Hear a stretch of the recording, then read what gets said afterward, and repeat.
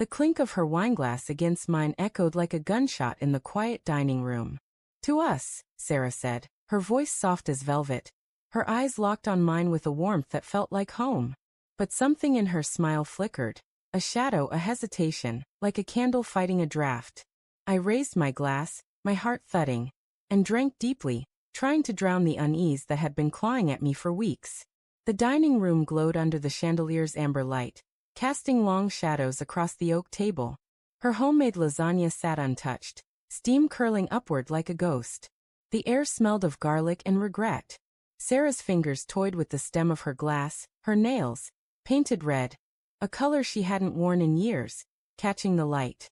I wanted to ask why she'd chosen that shade, why she'd been late 3 nights this week, why her phone buzzed at 2 a.m. with messages she never opened in front of me. But I didn't. I never did. Instead, I smiled back, my lips tight, and said, "To us." The words tasted like ash. She didn't flinch, didn't blink, just held my gaze as if daring me to see through her. I couldn't. Not yet. The past month had been a slow unraveling.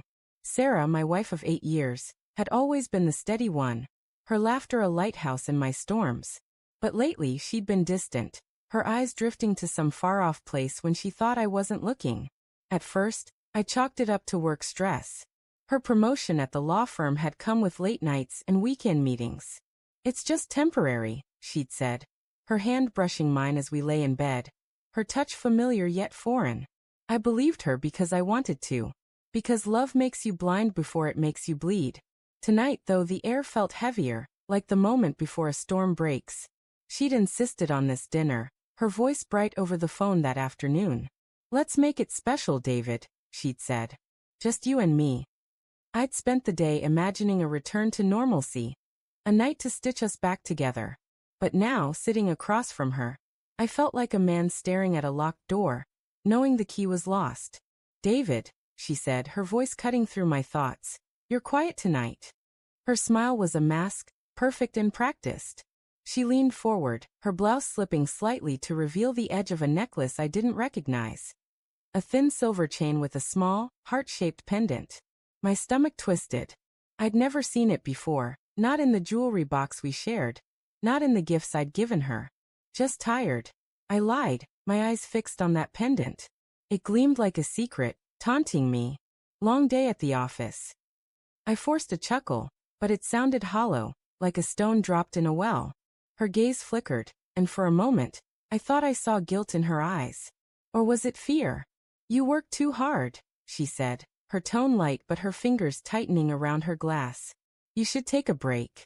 Maybe we could go somewhere, just the two of us." Her words were a lifeline, but they felt rehearsed, like lines from a play she'd memorized but didn't believe.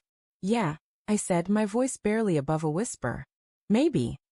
My mind raced, piecing together fragments I'd ignored for too long. The late nights, the new perfume, the way she'd started locking her phone.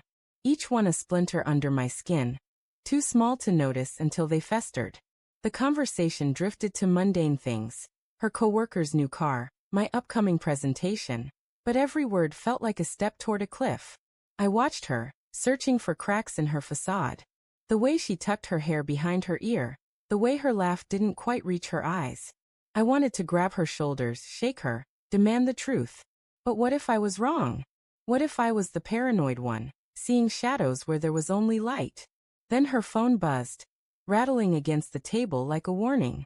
She glanced at it, her face unreadable, and silenced it without a word. My pulse quickened. "Who's that?" I asked, keeping my tone casual, though my chest felt like it was caving in. "Just work," she said too quickly. She reached for her wine, her hand trembling slightly. "They never stop, do they?" She laughed, but it was sharp like broken glass. I nodded, my jaw tight, and stood to clear the plates. In the kitchen, I gripped the counter, my knuckles white. The room spun, the walls closing in. I couldn't keep pretending. Not anymore. I returned to the dining room, my heart a drumbeat in my ears, and saw her texting, her thumbs flying over the screen. She looked up, startled, and shoved the phone into her pocket. "David, she started, but I cut her off. "Who's Michael?" The name slipped out before I could stop it. I'd seen it flash on her screen weeks ago, dismissed it as a colleague, a friend. But now, it burned in my throat like bile. Her face paled, her lips parting as if to speak, but no sound came. The silence was deafening, a confession in itself. My chest tightened, the air too thick to breathe. Sarah, I said, my voice cracking, tell me. She stood, her chair scraping against the floor, and crossed her arms, as if shielding herself. It's not what you think, she said, but her voice wavered, betraying her. He's just someone from work. We're friends. Friends don't text at midnight, I said, stepping closer. Friends don't make you hide your phone. Friends don't give you necklaces I've never seen. My voice rose, each word a knife twisting in my gut. Her eyes darted to the pendant, her hand flying to cover it, and I knew. David, please, she whispered, tears welling in her eyes. It was a mistake. A stupid, stupid mistake. Her voice broke, and for a moment, I saw the woman I loved, vulnerable, human, flawed. But the image shattered as quickly as it formed. How long? I asked, my voice cold, though inside I was screaming. How long have you been lying to me? She looked away, her shoulders shaking. A few months, she admitted, her voice barely audible. It wasn't supposed to happen. I didn't mean for it to. Stop, I said, my hands trembling. Just stop. The room felt too small, the walls pressing in, suffocating me. I wanted to hate her, to scream, to break something. But all I felt was a hollow ache, like my heart had been carved out and left bleeding on the floor. I turned and walked to the living room, collapsing onto the couch. The memories flooded in. Our wedding day, her laugh as we danced under the stars, the promises we'd made. How had we gotten here? How had I missed it? The signs were there, but I'd been too afraid to see them, too desperate to hold on to the life we'd built. Sarah followed, standing in the doorway, her face streaked with tears. I love you, David, she said, her voice raw. I never stopped loving you. It was a mistake and I'll end it. I swear. I looked at her, searching for the woman I'd married, but all I saw was a stranger wearing her face. You toasted to us, I said, my voice barely a whisper. You looked me in the eyes and lied. She flinched, as if my words were a slap, and sank to her knees. I'm so sorry, she sobbed, reaching for me. I pulled away, the distance between us a chasm I couldn't cross. The next morning, I packed a bag and left. The house, once a sanctuary, felt like a tomb. As I drove away, the rearview mirror showed her standing in the doorway, the silver pendant glinting in the dawn light. I didn't look back again. Weeks later, I learned she'd lost her job. Michael, her boss, had been married too. Their affair unraveled everything. Her career, her reputation, our life. She called, left voicemails, begged for forgiveness. I didn't answer.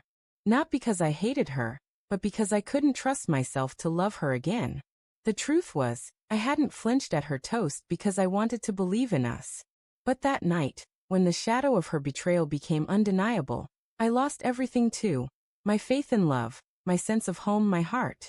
And as I drove into the sunrise, the road stretching endlessly before me, I realized some betrayals cut too deep to heal. Some toasts are poison from the start.